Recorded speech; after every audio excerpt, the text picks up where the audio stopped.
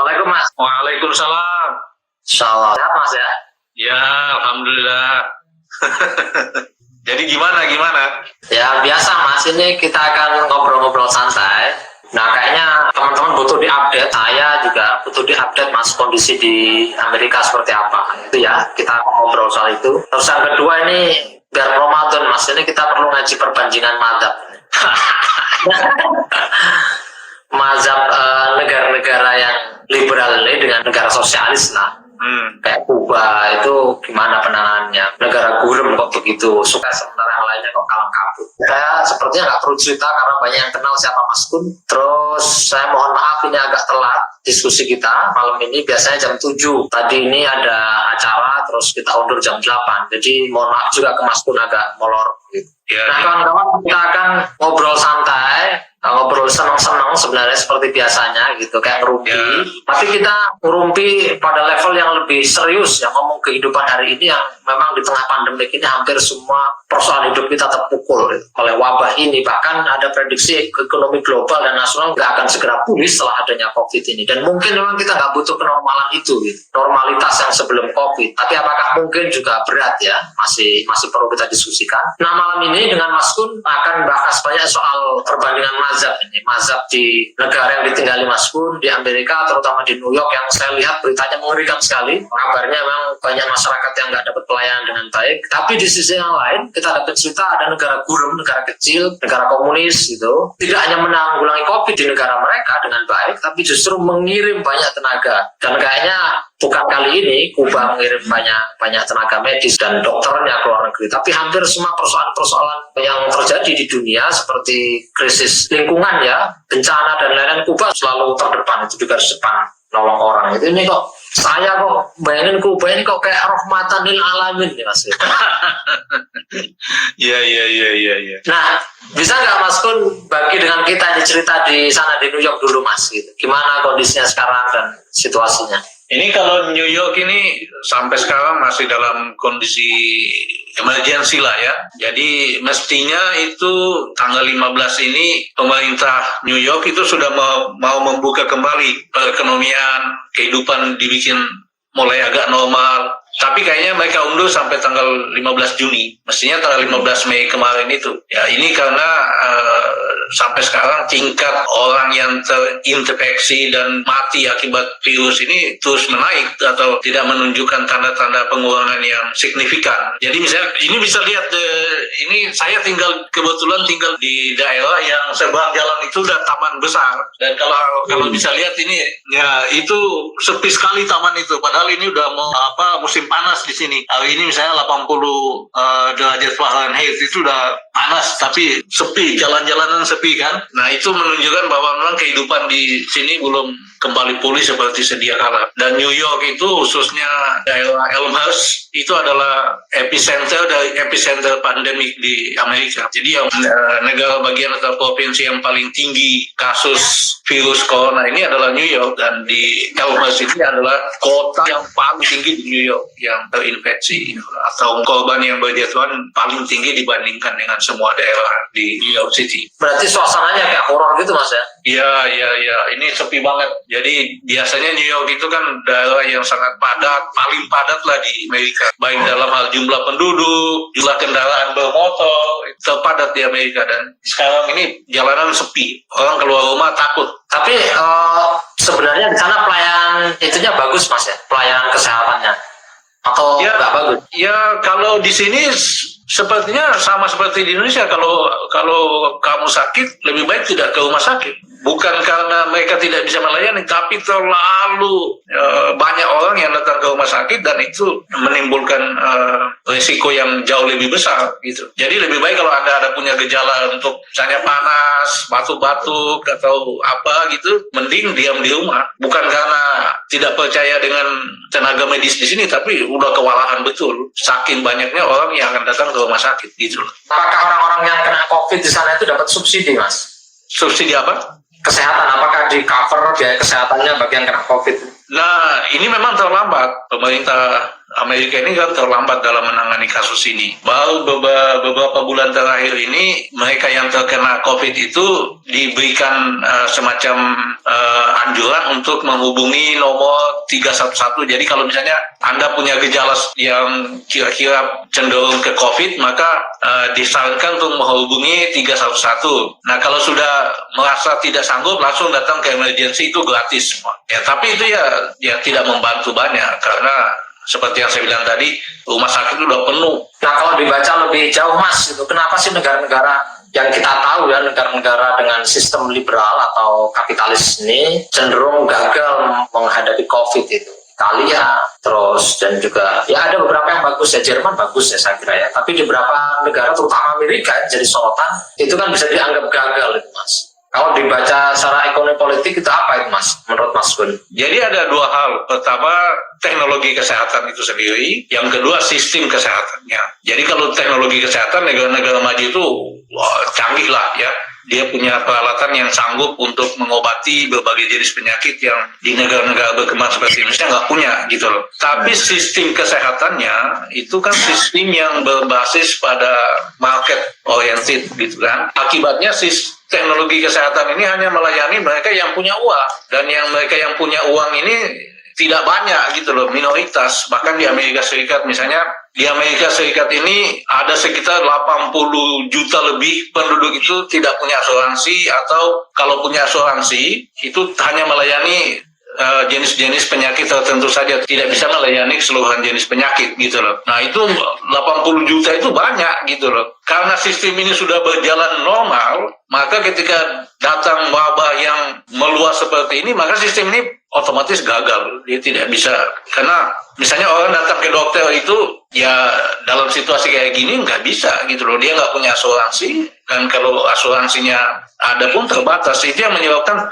kenapa sistem kesehatan di negara-negara yang teknologi kesehatannya sangat canggih seperti ini gagal ketika menghadapi wabah seperti ini. Karena sejak awal sistem kesehatannya tidak ditujukan untuk melayani rakyat secara luas. Dan memang secara umum itu mengamputasi solidaritas Mas. Artinya negara sejak awal memang nggak memberikan pelayanan terbaik bagi masyarakat kan? Iya. Karena sistemnya itu yang keliru gitu loh. Karena sistemnya hanya melayani mereka yang berduit. Di Amerika sini, kalau Anda tidak punya asuransi, maka prinsipnya jangan sakit. Bahkan itu di luar situasi pandemik ya? Di luar situasi, itu yang normal. Sebelum pandemik itu, prinsipnya adalah jangan sakit. Karena kalau sakit, datang ke rumah sakit atau dokter itu mahalnya minta ampun. Kan sebelumnya ada berbagai jenis asuransi untuk rakyat miskin. Misalnya ada asuransi untuk rakyat miskin di Amerika itu yang asuransinya itu diberikan kepada mereka yang pendapatannya itu maksimal sebulan itu $1.200. Nah, pendapatan segitu itu susah sekali gitu loh. Artinya kebanyakan orang Amerika itu pendapatannya udah di atas $1.200 sebulan. Jadi pendapatan $1.200 sebulan itu udah miskin betul lah. Itu sedikit di atas homeless, sedikit di atas orang yang nggak punya rumah gitu loh. Karena dengan $1.200 sebulan itu ya Anda nggak bisa ngapa-ngapain gitu loh. Karena bayar rumah aja, satu kamar kecil di Amerika ini, di New York ini adalah misalnya $500, sisanya buat makan, beli baju, apa semua itu udah mepet banget. Nah, mayoritas kalau orang di New York itu udah di atas $1.200. Di atas $1.200 itu harus apply atau harus melamar asuransi yang diberikan oleh perusahaan. Nah, kalau asuransi yang diberikan oleh perusahaan itu mahalnya minta ampun. Iya. Jadi situasi normal sebelum pandemik itu memang sistem kesehatannya tidak melayani rakyat miskin gitu loh. Dulu ada Obamacare kan, waktu Presiden Obama berkuasa ada Obamacare, tapi Obamacare ini juga sangat tidak membantu gitu loh.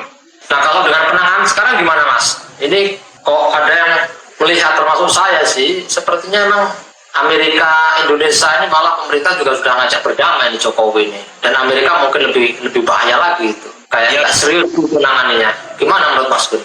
Ya, dua presiden ini, Trump sama Jokowi, ya bedanya Trump itu lebih vulgar gitu loh. Dia kalau maki orang ya maki aja gitu loh. Kalau Jokowi kan dia bukan orang yang kayak gitu, dia lebih, tapi dari segi kebijakan sama-sama lebih mengutamakan kepentingan ekonomi, lebih spesifik lagi pertumbuhan ekonomi, ya, ketimbang memikirkan bagaimana rakyatnya bisa hidup sehat, rakyatnya bisa terbebas dari pandemik ini, bagaimana mensupervisi dengan ketat pelayanan kesehatan, menyediakan alat-alat untuk keselamatan tenaga medis dan sebagainya, tidak menjadi perhatian utama dari dua presiden ini. Jadi kalau tidak heran kalau kita akan melihat bahwa baik di Amerika maupun di Indonesia, pandemik ini masih akan terus jalan lagi. Bahkan di Amerika ini ada semacam kekhawatiran akan ada gelombang kedua pandemik lagi gitu. Itu yang justru malah mengerikan ya. Iya. Karena misalnya sekarang ini di New York khususnya ya, di mana saya tinggal itu, orang itu walaupun pemerintah bilang bahwa kamu udah boleh pergi keluar, toko-toko udah boleh buka, kantor-kantor udah boleh buka, tapi orang itu nggak percaya gitu loh. Karena selama vaksin itu nggak ada di sana, selama vaksin itu belum tercipta, belum ada wujudnya, orang takut. Akan dengan sendirinya dia akan menahan diri. Itu satu. Yang kedua, orang kalau melihat orang jalan di jalan nggak pakai masker, itu udah kesel aja gitu loh. Kok nggak pakai masker? Bahkan orang mau pacaran saja itu bisa putus gitu loh kalau lihat pacarnya itu nggak pakai masker. Itu ya kondisi di Amerika ya. Iya, sudah sampai setaraf itu. Jadi misalnya ada cerita di radio gitu, ada orang mau pacaran gitu, terus pacarnya ngundang si cowok ini datang ke rumahnya. Begitu si cowok sampai di rumah, diketuk di telepon, nggak diangkat, rumahnya diketuk, nggak dibuka. Terus kan diwawancara sama radio, kenapa kamu bersikap seperti itu? Kan kamu yang undang. Loh, gimana aku mengundang? Dia itu nggak menghargai human rights kok. Dia nggak pakai masker. Iya. Jadi sudah sampai setahap itu, segila itu. Orang sudah sampai pada tahap untuk tidak percaya orang lagi hanya karena kamu nggak pakai masker. Nah, bagaimana ini mau kembali ke situasi yang normal lagi, itu bukan hal yang mudah gitu loh. Nah, itu kebalikannya dengan di tempat saya, Mas, di sini. Ya gimana itu? Di Jakarta gitu. Jadi kalau keluar pakai masker malah justru diketawain sama orang-orang. Wah, itu Terus malah ada yang bilang begini, ini kayak Anda ini kalau pakai masker nggak percaya dengan Gusti Allah, katanya gitu. Waduh, ya itu memang ini ya. Pertama bisa jadi mungkin dia tidak percaya dengan informasi yang diberikan oleh pemerintah atau otoritas terkait mengenai penyakit ini, bahayanya penyakit ini. Yang kedua, ya bisa jadi karena anggota keluarganya itu belum ada yang kena. Ya, belum merasakan sendiri. Kalau di sini itu, waduh, udah kehilangan pekerjaan, dirumahkan, anggota keluarga ada yang kena, bahkan satu rumah itu bisa kena semua. Jadi betul-betul dirasakan gitu loh. Secara individual merasakan bahaya dari penyakit ini. Nah, kalau mungkin di Indonesia orang nggak percaya pada otoritas yang berkuasa, baik di bidang politik maupun di bidang kesehatan. Saya dengar menterinya kayak gitu pula, iya kan? Menteri kesehatannya kan? Dan mungkin keluarganya juga belum kena. Kalau keluarganya udah kena, saya percaya. Ya, gitu. Ya campur ini sih, campur sama cara berpikir yang masih mistis itu yang masih berkembang. Terus yang kedua memang kayaknya nggak percaya dengan pemerintahnya sendiri nggak jadi teladan yang baik. Ya benar kata Mas Kun. Sementara itu sistem kesehatan juga nggak meyakinkan gitu. Itu dari pihak Kementerian Kesehatan juga nggak meyakinkan ke masyarakat, malah meremehkan dan anti sains. Ini yang sekali. Nah, kalau boleh ditarik lebih jauh, Mas Kun, kira-kira apa sih yang kalau ada itu preskripsi yang bisa ditawarkan untuk kita di Indonesia dengan melihat Amerika, dengan melihat Kuba gitu, apa yang bisa ditawarkan untuk membangun sistem kesehatan yang baik, apalagi ini di tengah pandemi BPJS naik di sini, Mas. Iya. Kalau menurut Mas Kudu, wah itu bukan hal yang mudah ya. Jadi kalau kita baca Kuba, maka revolusi sistem kesehatan di Kuba itu dibilang revolution within revolution gitu loh. Jadi ada revolusi politik dulu, baru di dalam revolusi politik itu dilakukan revolusi kesehatan gitu loh. Karena sistem kesehatan ini bukan hal yang mudah gitu loh. Pertama, itu hanya orang ahli yang bisa punya kemampuan untuk menjadi tenaga medis. Dan untuk bisa menjadi ahli tenaga medis itu butuh jenjang pendidikan yang tertentu, butuh waktu, butuh duit segala macam, yang itu memang mengkondisikan bahwa sistem kesehatan ini hanya punya privilege tertentu. Untuk membuatnya masif itu butuh sesuatu yang revolusioner, suatu tindakan yang revolusioner, dan sebuah tindakan revolusioner itu hanya bisa dilakukan oleh pemerintah yang revolusioner. Jadi untuk mengubah sistem kesehatan di Indonesia misalnya, wah itu hampir mustahil dalam sistem sekarang ya, karena seperti tadi itu tenaga kesehatan, dunia kesehatan di Indonesia itu udah rumitnya minta ampun, kolaborasi antara bisnis, dokter, asuransi, apoteker, perusahaan obat, itu tidak tahu bagaimana lah, hampir mustahil lah. Sama seperti di Amerika. Di Amerika ini saja untuk mau reform ya, bukan mau revolusi sistemnya, mau reform sistem kesehatan di Amerika itu susahnya minta ampun. Ya, Obama itu dulu adalah orang yang waktu dia masih senator, waktu awal-awal dia masih mulai jadi politisi, belum jadi presiden, adalah orang yang paling gigih mengkampanyekan sistem kesehatan yang dibiayai langsung oleh negara.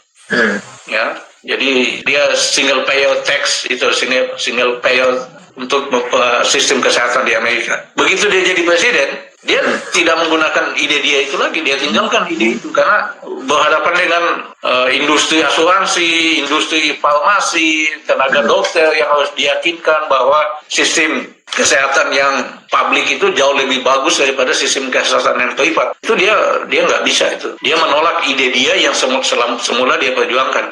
Nah kalau di Indonesia, wah saya kira lebih susah lagi ya, karena semua orang tidak percaya. Dulu Ahok kan coba menggunakan itu, tapi kan dia juga gagal kan.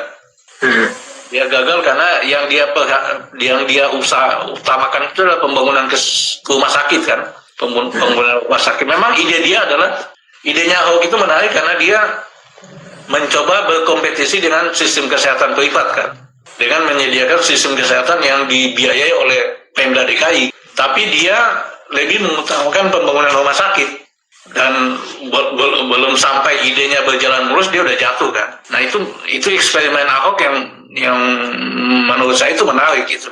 Bagaimana dia tidak mengganti sistem kesehatan di Indonesia yang dari private menjadi publik, tapi berkompetisi dengan sistem kesehatan private. Nah kalau di Kuba lain lagi. Sejak awal ketika revolusi terjadi, pemerintah sudah komitmen untuk merevolusi sistem kesehatannya gitu. Dan ditambah lagi bahwa hampir 90% tenaga medis di Kuba ketika revolusi terjadi itu lari ke Amerika gitu. Jadi betul-betul tidak ada tenaga dokter yang memadai untuk melayani pemerintahan baru ini gitu. Mau tidak mau pemerintah komitmen untuk membangun sistem kesehatan yang baru. Mulai dari nol ya berarti ya Kuba ya? Kuba itu mulai dari nol setelah revolusi, karena memang hampir 90% tenaga medisnya mengungsi ke Amerika gitu. Nah menarik tadi itu, ini kan obrolan yang sudah berkembang di mana-mana juga kan, setelah COVID kemungkinan aspirasi politik, bahkan zigzag aspirasi politik komunisme itu akan menjadi keniscayaan yang nggak bisa dibantah gitu. Padahal Mas Kun tadi bilang imajinasi untuk mengubah sistem kesehatan itu juga sulit sekali, kecuali bahwa ada tindakan yang revolusioner di dalam ranah politik gitu. Nah saya sendiri sebenarnya agak ragu-ragu dengan tesis itu, Mas, yang menganggap bahwa setelah pandemik terus kemudian aspirasi politik komunisme terus kemudian diterima dan dijaga sebagai keniscayaan. Ya COVID ini mungkin membantu melucuti borok dari sistem kapitalis gitu. Tapi juga nggak otomatis akan ambruk gitu.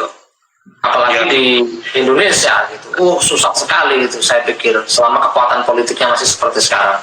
Nah singkatnya saya mau nambahi, kalau Mas Kun bilang begitu berarti kita ngomong perubahan sistem kesehatan ini ya masih jauh sekali selama struktur politiknya seperti sekarang gitu. Nah kalau itu susah Mas Kun, yang bisa kita dorong apa di gerakan misalnya di Indonesia ini? Kalau di Amerika sini, kurva COVID itu menurun, itu lebih karena inisiatif rakyat gitu loh. Inisiatif rakyat, inisiatif individu, inisiatif komunitas, dengan misalnya kalau keluar harus pakai masker gitu kan, kalau berjalan itu harus jaga jarak gitu, kalau habis nyentuh sesuatu ya harus cuci tangan gitu kan. Itu adalah inisiatif rakyat yang membuat COVID ini kurvanya menurun gitu loh. Yang di lain pihak adalah ya sumbangan-sumbangan gitu kan, inisiatif-inisiatif yang dibikin oleh kelompok-kelompok tertentu untuk membantu mereka yang tua, yang sudah usia lanjut dan yang tidak punya kemampuan untuk keluar rumah untuk beli bahan-bahan kebutuhan pokok. Itu yang paling mungkin dilakukan di sini. Itu yang menyebabkan kurvanya menurun gitu. Nah, kalau di Indonesia, waduh, masalah rumit. Saya kira di Indonesia itu kerumitannya adalah social trust-nya itu yang nggak ada gitu, yang lemah gitu loh.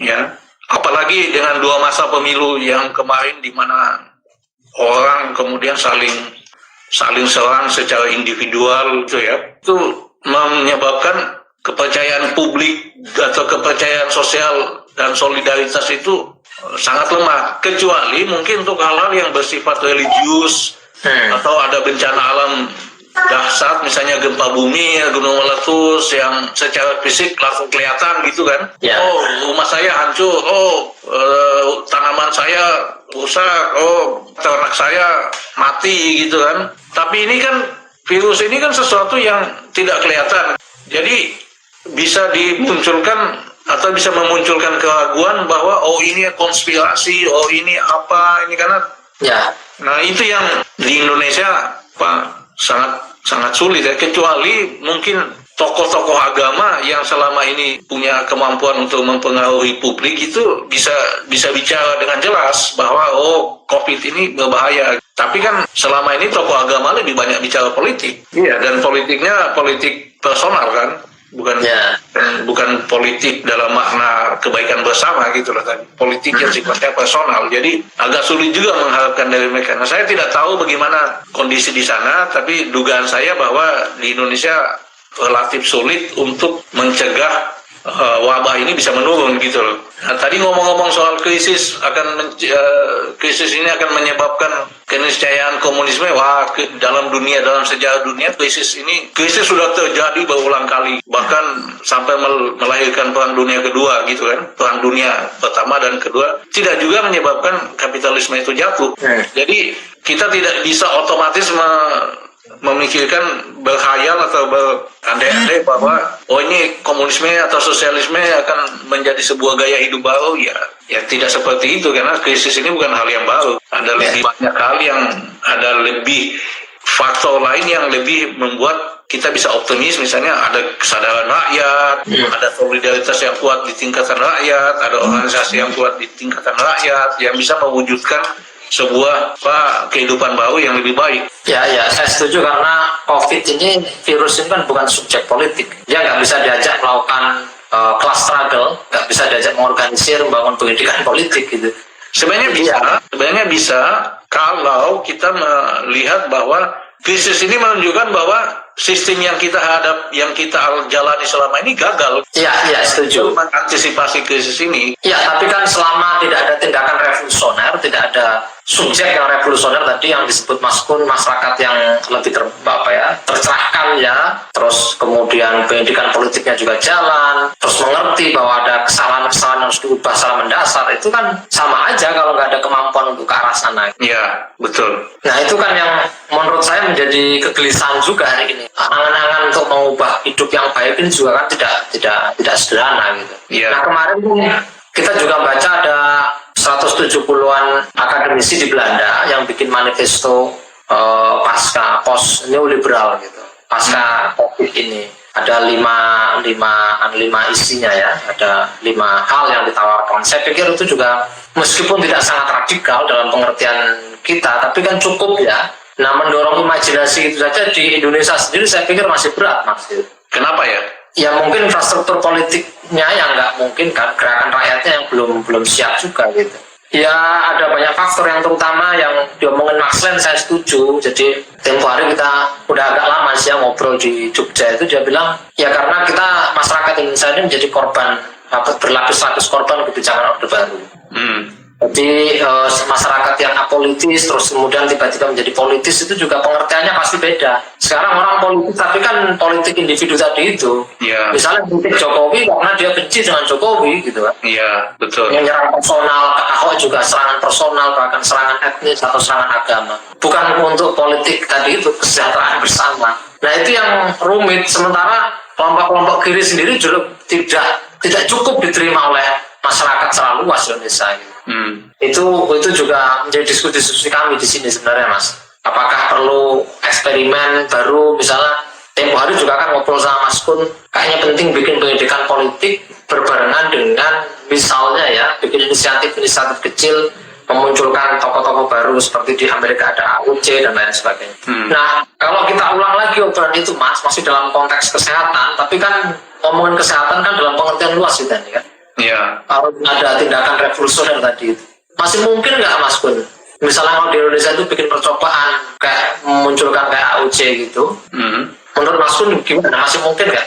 Menurut saya masih tetap kemungkinan itu tetap ada gitu loh, karena rakyat yang menderita itu tidak akan bertahan lama dalam penderitaannya.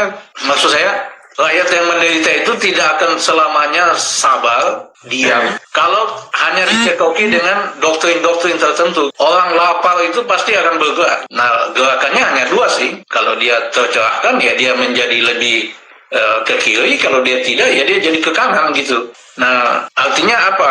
Artinya penderitaan itu yang dihadapi rakyat sekarang ini sangat berpotensi untuk memunculkan tokoh-tokoh baru atau organisasi-organisasi yang lebih punya potensi untuk menjadi radikal. Nah, tinggal kita kemudian melihat atau menciptakan suasana atau keadaan di mana mereka bisa muncul gitu. Yang persoalan di kita itu sekarang adalah terus membuka ruang agar generasi atau aktor-aktor baru ini bisa muncul gitu. Karena selalu potensi itu selalu ada, dan AOC itu kan bukan sesuatu yang bukan sesuatu yang direncanakan sejak awal gitu loh. Enggak. Orang sebelumnya nggak kenal dia siapa gitu loh. Tapi kemudian betul-betul organik gitu ya.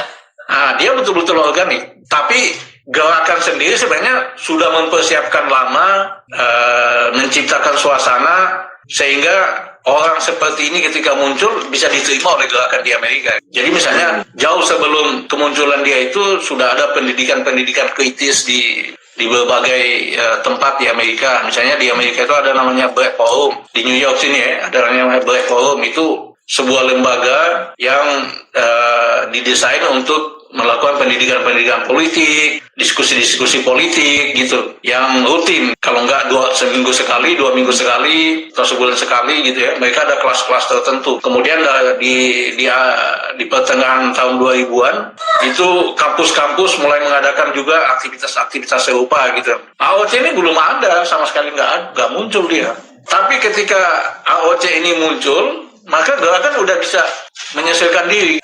Jadi mereka bisa menerima keberadaan AOC dan kemudian bisa memfasilitasi dia, dan AOC sendiri kemudian bisa menjadi juru bicara gerakan yang baik. Walaupun dia tidak terasosiasi secara langsung dengan semua gerakan yang ada. Dia kan asosiasinya dengan salah satu kekuatan progresif di sini, di SEA itu. Saya mau menulis soal AOC ini nanti di Indo Progress. Mungkin minggu depan akan keluar apa yang bisa kita pelajari dari dia gitu.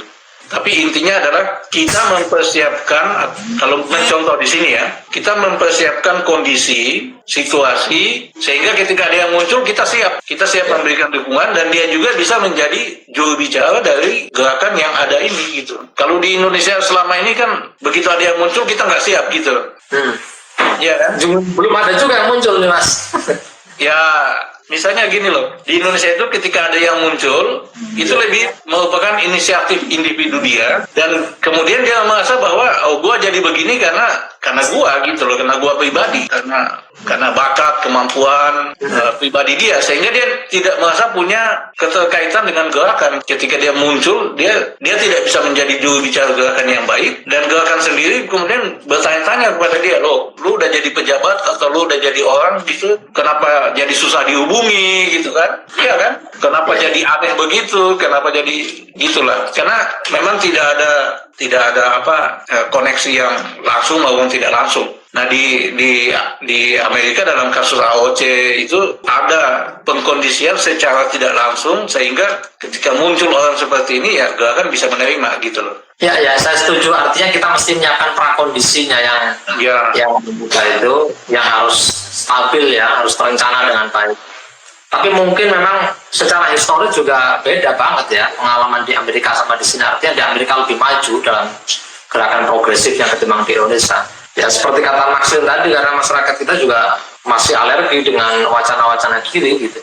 Kalau di Amerika juga konflik internal di kalangan gerakan di Amerika ini wah luar biasa, dan kemudian orang merasa sama pintarnya gitu loh. Karena Marxisme di Amerika misalnya itu lebih banyak dipelajari oleh orang kampus kan. Kalau di luar kampus itu orang cenderung tidak peduli sebenarnya. Gitu loh. Apalagi ada tragedi yang seperti di Indonesia, memang tidak ada pembunuhan massal sih. Tapi tetap saja dalam sejarah Amerika orang kiri itu dieksekusi, dipenjarakan, gitu loh. Nah karena Marxisme di Amerika itu lebih banyak dipelajari di kampus, artinya oleh para akademisi, baik student maupun terutama para profesor, maka semua orang merasa paling pintar. Dan itu memperumit juga ya. Wah, itu memperumit. Menariknya adalah AOC bisa menyatukan ini secara tidak langsung. Karena AOC ini muncul sebagai figur dan kemudian dia tetap berbasis massa, dia tetap mau dikontrol oleh gerakan, maka dia kan kemudian punya banyak followers, punya banyak supporter gitu loh. AOC itu di Amerika kalau dia pidato, kalau dia datang bikin satu pertemuan massa itu bisa puluhan ribu orang datang tuh. Mereka yang mengaku progresif kiri di Amerika ini mau tidak mau, ini ada orang nih yang bisa menyatukan berbagai paham ini gitu loh, dan orang ini kemudian tidak seperti semula merasa paling pintar, merasa paling ini, dia tetap mau berkonsultasi gitu loh. Jadi menurut saya di Indonesia itu perpecahan itu hanya bisa atau konflik itu hanya bisa diatasi jika bukan dengan bikin aliansi-aliansi kecil gitu loh. Oke.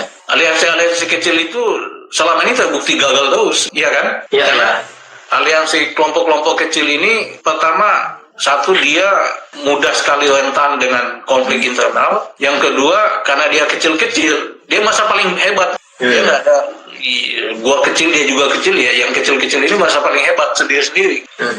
Nah, kemungkinan model AOC itu bisa membuat gerakan kiri di Indonesia itu punya ikatan yang lebih kuat gitu. Ada satu figur yang bisa menjadi senter dan bisa mengeratkan, mempersatukan gerakan ini. Bukan berarti aliansi ini nggak penting. Aliansi ini penting. Halo Mas. Ya, tadi barusan agak terputus sedikit. Ya, saya sih menangkap. Artinya aliansi kecil ini juga meskipun penting, tapi juga nggak signifikan banget. Bahkan kadang memang menggelisahkan, yang memicu konflik dan gerakan kiri jadi seperti kayak sekte jadinya nih. Ya. Gerak-gerak sendiri gitu. Nah ini waktu kita kan 1 jam Mas ya ngobrol santai. Saya akan baca dulu beberapa pertanyaan kawan-kawan yang terkait diskusi kita hari ini. Infeksi corona yang terjadi di negara kapitalis atau sosialis yang sama-sama gagal mengamalkan hal yang paling dasar, cuci tangan. Wah ini bercanda kalau ini. Nah ada yang nanya ini menarik Mas. Sistem kesehatan Pancasila itu ke arah kapitalis atau komunis sosialis? Kalau di Indonesia kapitalis lah, jelas sudah pasti itu. Iya, meskipun sebenarnya labelnya adalah nasionalis religius Mas. Jadi sistem kesehatan yang religius. Itu label. Ya, labelnya begitu itu. Sistem yang bekerja kan sistem kapitalis. Mau tanya Bung, gimana soal penyaluran bantuan sembako ke masyarakat di negara kapitalis dan sosialis? Nggak usah Mas Kun yang jawab kalau begini itu. Kayaknya di negara sosialis nggak ada bagi-bagi sembako kayak kita. Makan sudah kecukupan gitu. Ya. Nah ini juga jadi diskusinya jadi menarik. Tempo hari juga ada yang nanya gini Mas ke saya itu. Bung, kalau nanti itu benar-benar bahwa cita-cita sosialisme itu masa depan bagi umat manusia, sosialisme berwawasan ekologis ya, ekososialisme yang nggak mengejar pertumbuhan tapi mengutamakan pendidikan, kesehatan, terus kemudian pangan gitu. Nanti kalau semuanya nggak ada yang miskin, bagaimana kita mau bersedekah? Gitu. Jadi orang Islam susah dong nanti kalau mencari amal yang baik, mencari pahala. Pahala kan bersedekah, artinya kalau ada yang kaya, ada orang miskin sedekah. Gitu. Ya tapi sudah saya jawab Mas, tapi intinya kalau sama-sama orang itu merata, nggak miskin-miskin banget, nggak kaya-kaya banget gitu, apa kesenjangan ekonominya nggak tinggi gitu ya, sedekah kita justru dalam memperjuangkan bagaimana sistem itu berlangsung dengan baik. Amal soleh itu solidaritas kita dan kemampuan kita untuk menjaga kehidupan yang baik tadi itu, pahalanya di sana. Bukan ngasih beras 1 kuintal ke orang, tapi besok orangnya nggak bisa makan lagi. Gitu.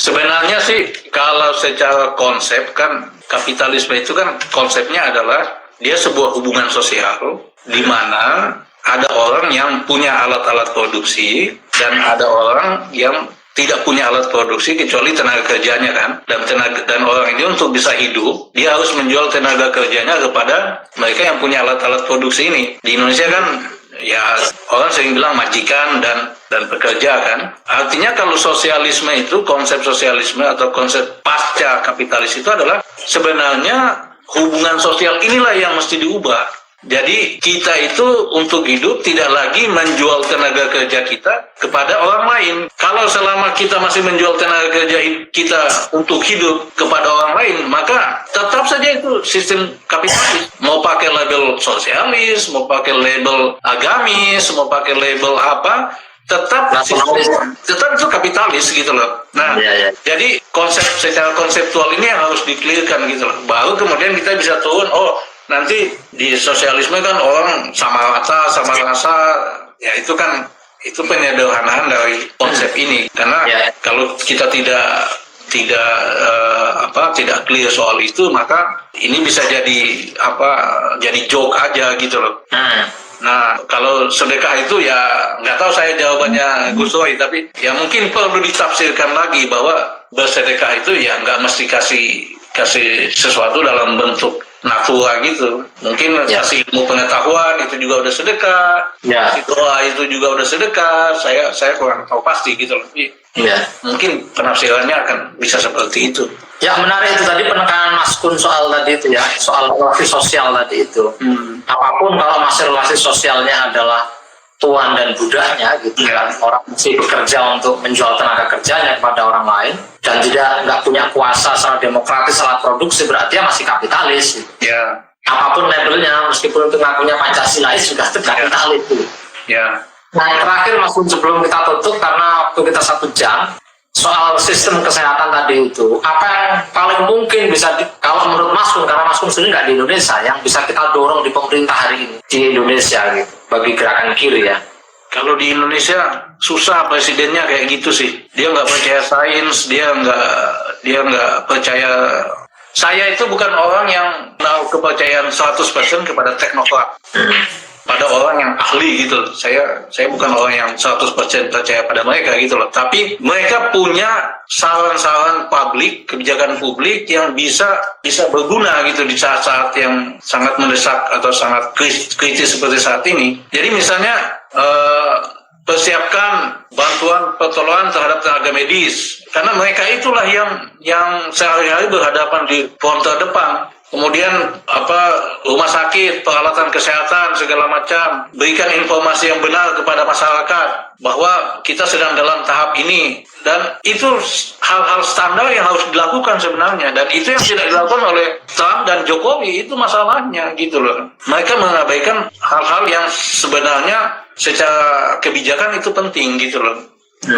Nah di masyarakat sendiri saya kira yang paling penting adalah, kalau berkaca dari kasus Amerika, adalah ya kita menjaga diri kita sendiri. Dan saya lihat beberapa kasus di Indonesia orang sudah menahan diri untuk tidak pergi ke masjid, pergi ke gereja. Saya kira itu hal yang positif gitu loh. Tapi hari ini juga pemerintah mendorong ini PSBB diperlonggar nih Mas. Ya itu karena secara mindset berpikirnya itu adalah bagaimana ekonomi ini bisa tumbuh kembali gitu, bisa digerakkan kembali. Ini susah sekali karena Ini terjadi di seluruh dunia gitu loh. Jadi misalnya di Amerika ya, di Amerika atau di New York City pemerintah mendorong agar supaya supermarket itu tetap dibuka, ya, toko-toko bahan makanan tetap dibuka, karena orang akan belanja kan ke situ. Jadi yang lain tutup, kantor, restoran tutup, tapi supermarket, toko-toko bahan makanan kecil itu diminta untuk tetap dibuka dengan prosedur yang sudah mereka tentukan. Tapi bahannya nggak ada.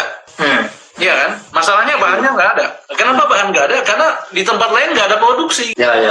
Iya kan? Itu kan satu network, satu jaringan. Nah, jadi kalau Indonesia mikirnya pertumbuhan ekonomi, network ini nggak jalan gitu loh. Ya. Karena barangnya nggak ada. Itu di kasus negara maju seperti Amerika ya, New York City itu, kota termaju di Amerika. Itu barangnya nggak ada tisu. Orang mau datang beli tisu misalnya. Mau beli sarung tangan, mau beli hand sanitizer. Loh itu bahannya nggak ada. Ya.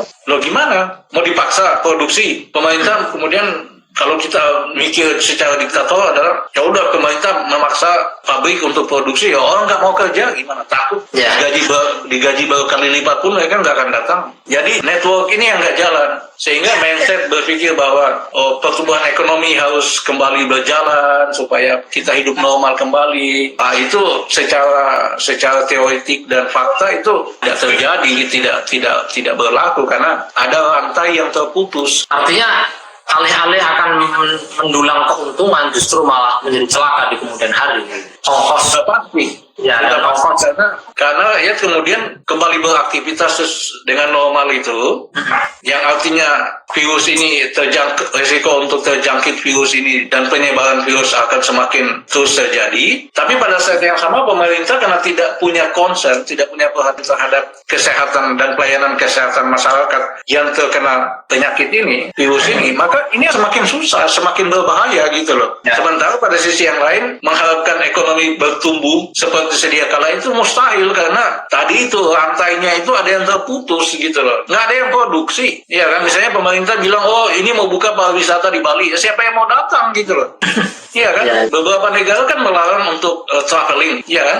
Jepang misalnya, Jepang melarang warga negaranya untuk traveling ke luar negeri. Amerika melarang warganya untuk traveling ke luar negeri gitu kan. Bahkan ke Kanada yang berbatasan aja mereka larang gitu kan. Siapa yang udah di sana nggak boleh datang ke sini, siapa yang di sini nggak boleh ke sana. Nah, kalau pariwisata mau dibuka, siapa yang mau datang gitu loh. Iya kan? Iya. Percuma sebenarnya. Percuma gitu loh. Jadi mending konsentrasi pada bagaimana melayani kesehatan dan menjamin supaya para tenaga medis ini betul-betul kesehatannya diproteksi gitu loh. Karena mereka yang day to day berhadapan dengan itu. Ya. Oke, terima kasih Mas Gun. Sama-sama. Ya, ini meskipun diskusi singkat, tapi saya pikir berharga sekali. Terutama ada dua hal yang mau saya ulang lagi untuk kawan-kawan. Ini kalau ngomong soal sistem kesehatan pasti tentu saja dua. Pertama soal teknologinya dan yang kedua soal sistem itu sendiri gitu. Selama sistemnya nggak dipakai untuk melayani masyarakat sebesar-besarnya warga negara, ya tentu saja nggak akan mampu mengatasi COVID ini. Atau minimal kalau nggak punya komitmen yang besar untuk melawan ini, ya negara sebesar Amerika pun akan kewalahan atau keteteran terhadap ini. Ini mungkin menjadi pelajaran buat kita. Mudah-mudahan ya meskipun agak absurd ya, tapi kita nggak boleh untuk punya revolusi harapan ya. Punya harapan bahwa suatu saat kita bisa mengubah ini menjadi lebih baik. Terima kasih Mas Gun, mudah-mudahan sehat selalu. Nanti kita ngobrol-ngobrol lagi di waktu. Ya. Itu tadi kawan-kawan obrolan kita. Allahumma fiqh ila aqwamit thoriq. Assalamualaikum warahmatullahi wabarakatuh. Waalaikumsalam.